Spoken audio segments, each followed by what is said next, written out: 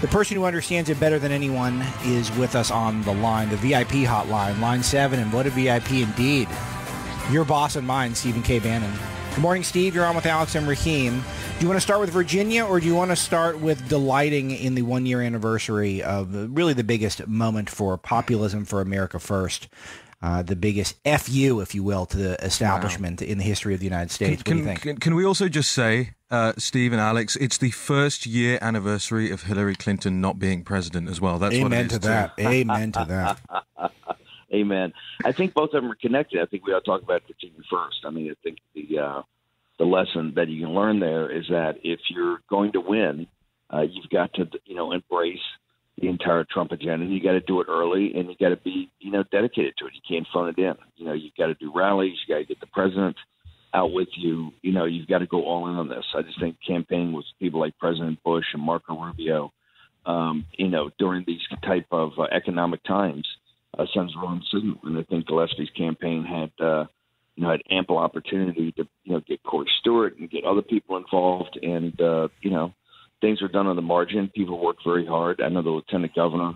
I thought Joe Vogel did a great job, but it didn't get pulled off. I think the lessons are, if people want to continue to drive this agenda and continue to win, we've got to get very focused on executing on the Trump agenda and then making sure we can sell it. We did lose Virginia by 5 points during the campaign. I actually thought Virginia was going to be too tough a reach. I didn't want to spend a lot of time there, although it's my native state. But I was actually surprised by the 5-point loss. I thought we would lose Virginia by 2 or 3. We lost it by more because of the heavy turnout in the Northern Virginia suburbs, which really are part of Washington, D.C. When you look at Virginia today, really Northern Virginia is a suburb of Washington. Really, it has virtually all federal employees or consultants or media types tied to, or companies tied to the federal government. So I think it was a wake-up call last night. I mean, I'd like to know what you guys think, and also the callers. Oh, it's coming to the point we're going to get to the calls. We already have a board full, and I want to get Raheem's take on it. Raheem is a very thoughtful piece, top corner of Breitbart News right now, that I'm going to ask Raheem all about in a moment. But I just want to ask you about the demographics of D.C., Steve, because we know that the reason why, among other reasons, but the main reason why Washington, D.C. Isn't going to be a state anytime soon, it's not going to get senators, is because it's just too deeply tied to the federal government in terms of its economy. That's the main thing. It's just too dependent on the federal government. That's why Washington, D.C. is a district of Columbia versus a state. And really, the swamp has just expanded so much. And if you look at the map county by county, per usual, it's overwhelmingly red if you go county by county, but the population centers near Washington, D.C. are just so vast, and they're so dependent on the federal government that it's virtually single-handedly turned the state into a blue state. And I just want to get your thoughts on that. Yeah, it's not a purple state; it's a blue state. We look with President Trump hitting on all cylinders, right? In places where we won Michigan and Wisconsin and Ohio and Iowa, Ohio and Iowa by big margins, won Pennsylvania. We lost Virginia by 5 points. And this is where, Hillary Clinton's not the strongest candidate in the world. Now, they did have Tim Kaine on the ticket, but I thought Tim Kaine added very little. It just shows you that, the 7 of the 9 richest counties in the United States ring Washington, D.C. I think 3 of those counties, or 4 of those counties, are in Northern Virginia. 3 of them are in Maryland. And it's just, it's become a just like the District of Columbia, it's heavily blue. It's made up of basically federal bureaucrats and companies, consultants, lobbyists, et cetera, tied to the federal budget. So it's been increasingly tough for Republicans to really get a foothold there. What you really hope to do is not to have a big turnout. And you'll see, look, the Democrats, the other thing, look, this is a wake-up call. People got to understand the Democrats did a very good job of getting the vote out. You got to give the devil their due. And when you think about 18, you got to get very focused. Look, I try to, in every speech I give, tell people, November 8th was a date. It's a high holy day for us. We're always going to commemorate it today during the show. And then later, SiriusXM's got a special. I think it shows it airs at 2 o'clock in the afternoon. And I think at 9 o'clock tonight to go back through your coverage, Alex, and the other members of the team, David Webb, and others at SiriusXM from last year. But I also say, you're going to have to fight every day for this thing. We're not going to be able to wave a magic wand and not pat you on the head and say it's all better. Every day you're going to have to fight for this if you want to take your country back. And I think last night was a big wake-up call for folks to say, hey, if you want to make sure we can execute on the Trump agenda and continue to have it as part of our public policy, you're going to have to fight for this. And that means you're going to have to, get out. You have to work the phones. You have to, go through the neighborhoods, ring the doorbells. And I think principally get candidates, unlike Gillespie, who really believe this in the marrow of their bones and can convince people that it's something they believe in and then can sell it. Raheem. Well, yeah, back to the Virginia stuff. There were a lot of very quick and early hot takes last night. The swamp people, the Evan McMullins and the Bill Kristols and all those people saying, "Oh, see, we told you so. Tying yourself to Trump is not going to work out well." Even though everyone who was paying any attention, even cursory attention to that race, realized that Ed Gillespie was by no means a MAGA candidate, by no means a Trump candidate. In fact, the president tweeting that out late last night too. But what Steve mentioned is about voter turnout, where you had an increased turnout. And the reason I mentioned the hot takes is because you can opine all you like, but once you go into the data, you can see that they turned out, and the turnout was up on 2013. That meant that Gillespie and the Virginia Republicans had to increase turnout by even more than the Democrats, by significantly more than the Democrats in counties that supported them, and they just didn't do it. They didn't have the organization. They didn't have an inspiring candidate. And as Stephen K. Bannon always says, Steve, back me up on this, they didn't have an authentic candidate. Yeah, I think one of the things we've heard about is that the three elements we believe lead to victory is one, authenticity. In the digital age, the analog, as I say, becomes more important. You need authenticity of candidate. You need big, actionable ideas, and you need a really empowered and turned out, aggressive grassroots movement. Coupled with state-of-the-art digital technology, so you can target. Look, in Gillespie's, we said, yesterday, I think I called him a Bush stiff, and made some other remarks. And look, he's a nice enough guy. I don't want to personally disparage him. He's a nice enough guy, but he is a Bush guy. He decided to have President Bush, come and campaign with him in Virginia. And it's just not enough of those establishment types left to make a significant difference. You got to bring out the Trump. You got to bring out the Trump voters, and you got to bring them out in a way that they're enthusiastic and getting other Trump voters out. And I think it's incumbent upon people. We won in a coalition. It's one of the big lessons of 8 is that we won in a coalition. That coalition has to stick together. But the key thing, we won in a coalition, but we were selling the Trump program. And I think that's a lesson that hopefully candidates throughout the country learn. Yeah, and I know that a lot of the callers are going to want to talk about Virginia, and rightfully so. I have a lot of thoughts on it, as does Raheem, and we're going to get into that throughout the show today with the callers. We'll bring in some callers here in a second, Steve, but I want to ask you about the day, November 8th, 2016. Walk us through some things that were going through your mind, and you had some great quotes in the timeline that Esquire magazine put together that we're going to highlight this morning. We've done our own timeline where people can read all of the thoughts and a handful of prayers that the Breitbart staff had on the day, the election day of last year. And you had a great quote where you really heckled Hillary Clinton and John Podesta and the entire Clinton team, saying that you thought they were overrated. You sounded very confident from these quotes. And so just put us back in your shoes, November 8th, 2016. I told then candidate Trump when, I did the radio show on Friday morning, the 12th, and then over the weekend, I was put in contact with President Trump. We talked, and I agreed on Sunday to take over the campaign as CEO and make Kellyanne the campaign manager, and Paul Manafort and other people associated with him would leave. But I told him at the time, 100% confidence. I think I said metaphysical certitude, you'll win if you just stick to the playbook of this populist, nationalist, conservative message, and contrast her as kind of the representative or the tribune of a corrupt and incompetent status quo, right? A permanent political class. And if we just stick to that, I think it was like 12 to 16 points down, like double digits down in every battleground state. It was, that weekend, when this Maggie Haberman article came out in the New York Times, things were really looking bad. You know, the establishment and the RNC were looking to bail on then candidate Trump, thinking they'd try to save the House and what they had in the Senate. You know, the first call I made was to Reince Priebus and said, hey, we got to put together, you know, really a working group here that can pull this thing together. And so, you know, we did. We very quickly put together this kind of alliance, a coalition.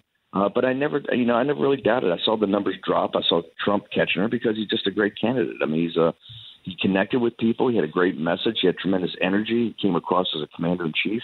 I could see, you know, these rallies that he was galvanizing people. And you looked at the math and you looked at the targeting. You know, things were coming back to us, particularly in states and the Republicans, you know, had not won in living memory. And so even in Billy Bush weekend, I was a guy that told him, hey, you have a 100% chance if you just focus on what the people are focused on, not this kind of nonsense about your locker room talk. And in fact, you know, we came up with the idea with a couple of people to bring the women that Bill Clinton had been a sexual predator against, and also the rape victim that Hillary Clinton had represented, the rapist, to the debate. And like I said, and I think I said it in this Esquire thing, it really wasn't, you know, we got off the plane, I think 4 a.m. coming back from a rally in Michigan where we finished. It was like 4:30.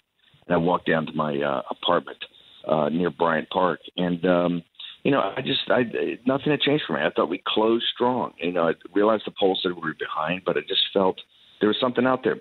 Trump was just in the zone. He was closing strong. I didn't think they had a great counter argument. I didn't think they had really gone to the places you had to go to galvanize supporting the Democratic side. And so all throughout the day, you know, we're getting good feedback. And look, it's tough to kind of, you know, separate what's real and what's not. But we're getting great feedback about voter turnout. And so then the only time I was shocked, and I think I said in the piece, is when the first exit ballots came in, you know, it was exit polls. It was pretty shocking because we were losing everywhere. I think we were basically tied in Ohio and I think close in Iowa, but we were getting crushed everywhere. But, you know, we quickly ascertained they were probably not accurate. And so throughout the night, we just followed the data. The one we really focused on was Florida with Bill Stepien. Bill Stepien was one of our director of operations and a terrific guy.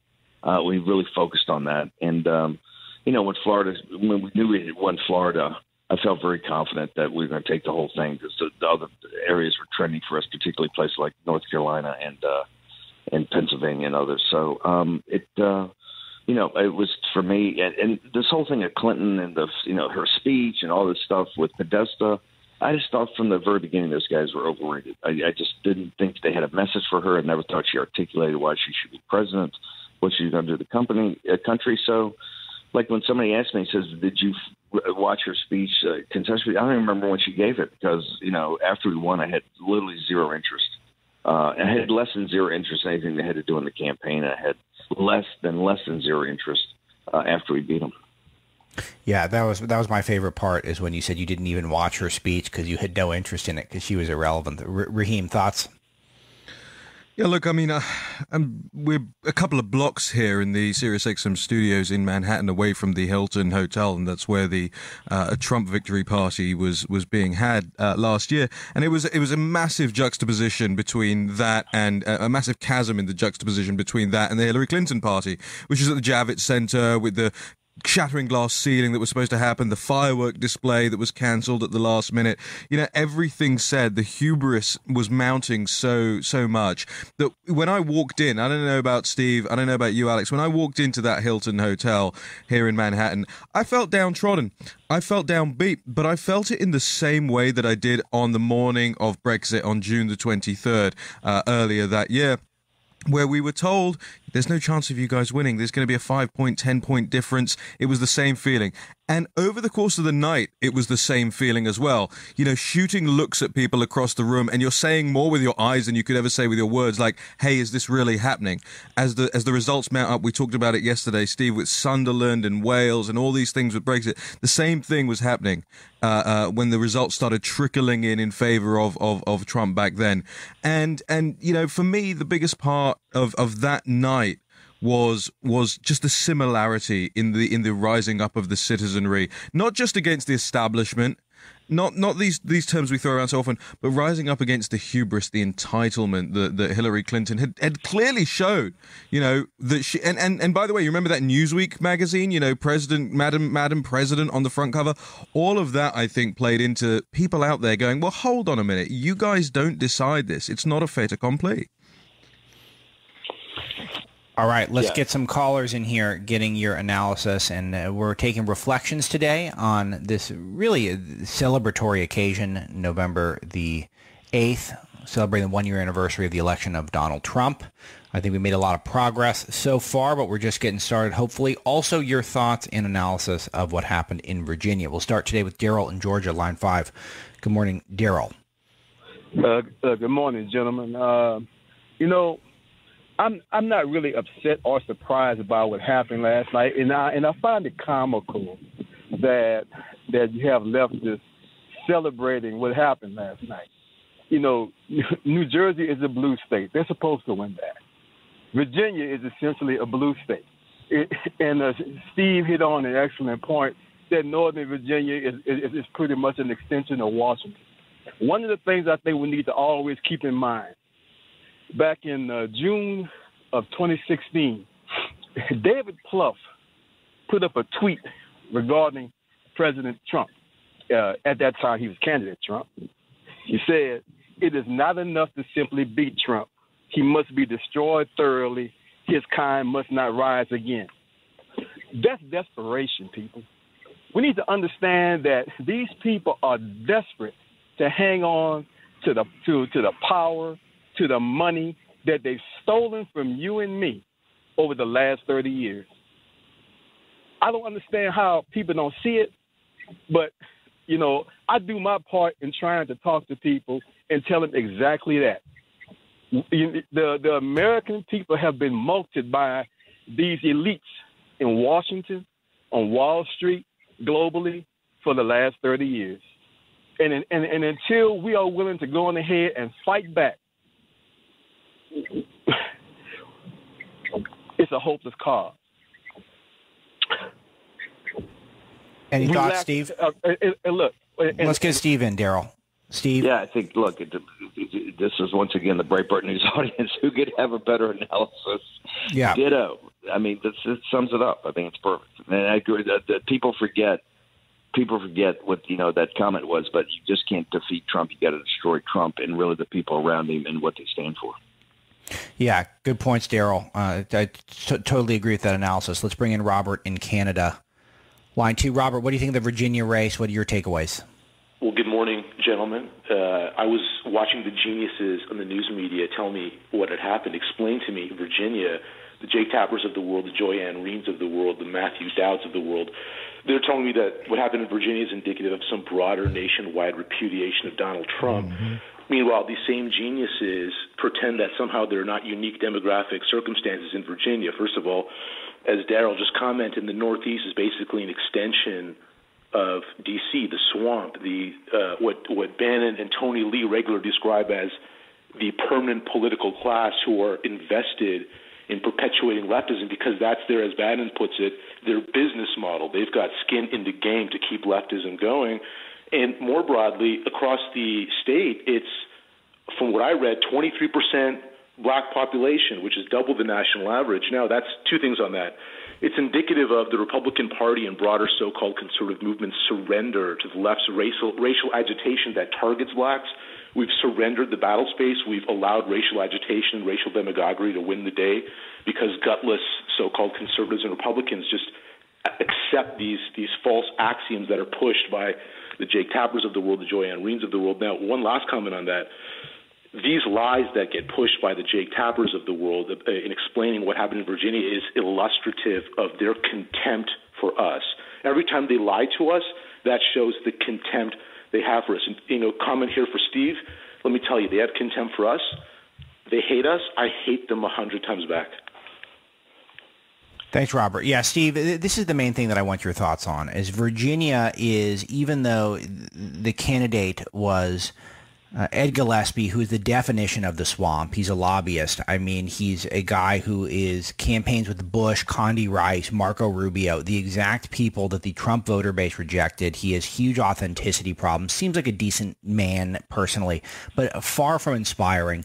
You've got this encroaching swamp attitude in northern Virginia, which really makes Northern Virginia a subsidiary of Washington, D.C., and yet you're going to hear nonstop hot takes about how this was a rejection of the Trump agenda. It almost seems farcical, but it is something we have to combat.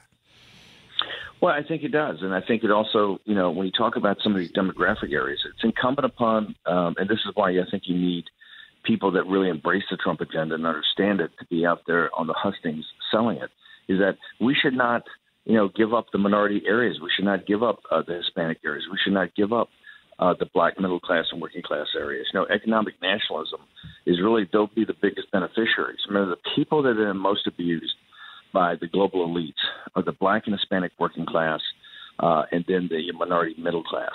And it's outrageous. But you need people that really believe this message to the marrow of their bones, I think, to be able to sell it, to the people on the hustings during these campaigns. You just can't kind of phone it in.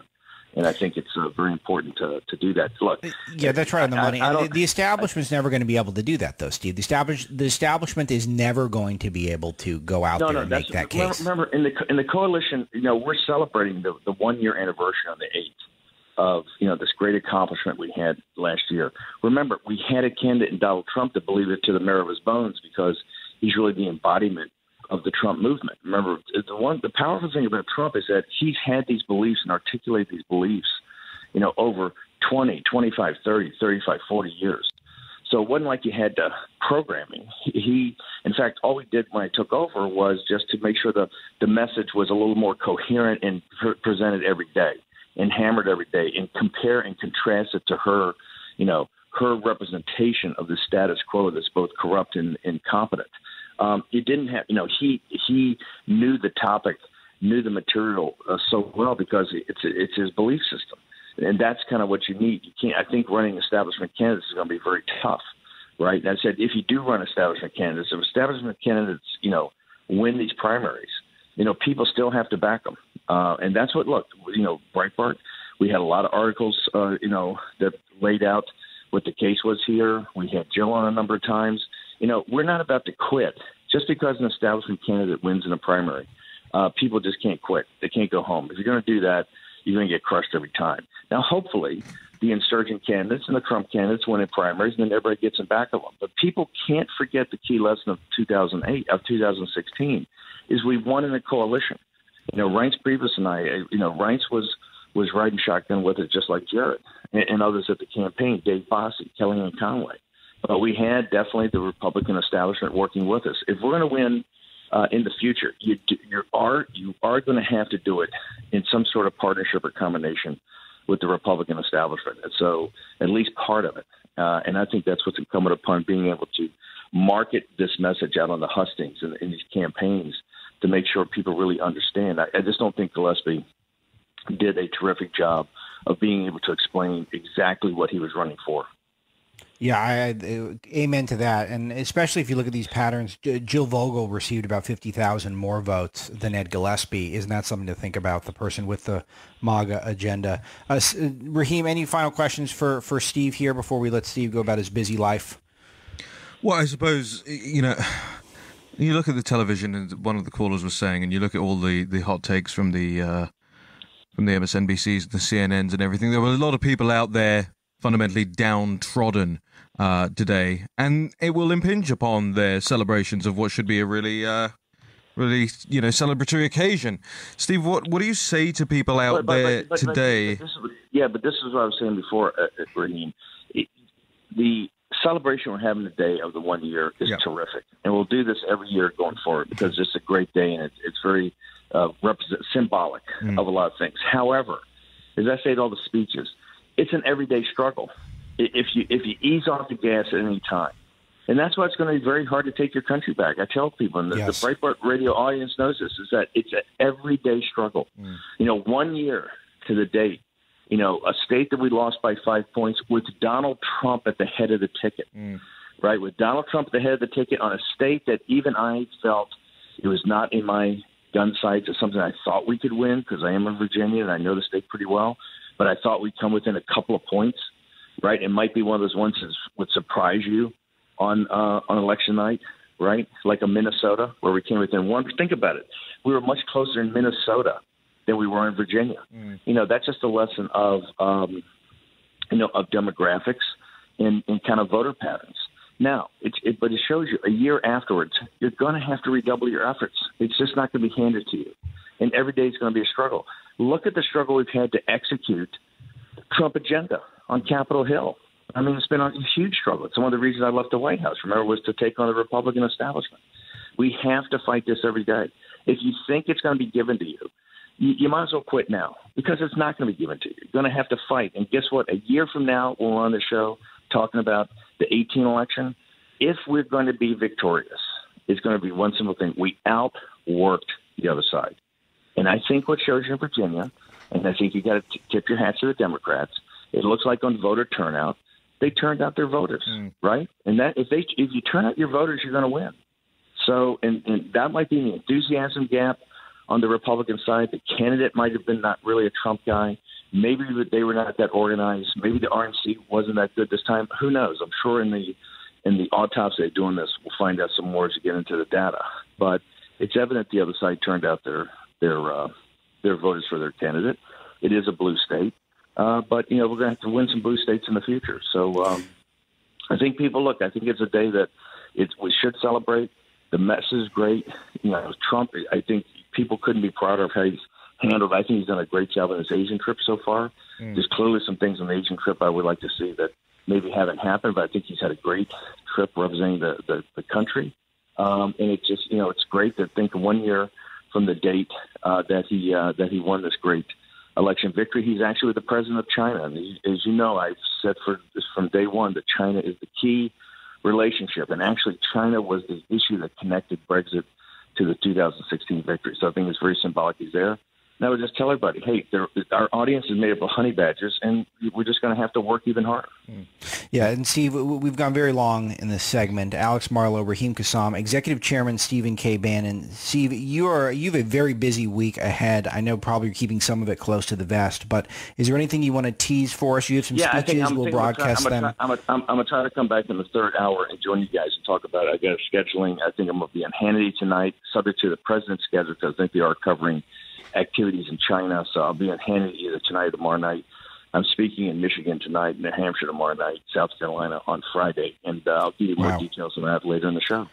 Oh my gosh! Hope you're going to eat your Wheaties or whatever you have to eat. I mean, that's probably too high in carb. But what gives you high energy now these days? Kale juice. According to Politico, I've got a new diet, a liquid, high protein kombucha. Liquid diet. Right. Kombucha. Load up on the kombucha. All right, Alex Marlow, Raheem Kassam. Thanks, Steve. Well done, per usual. When we come back, your calls in the one and only Frank Gaffney.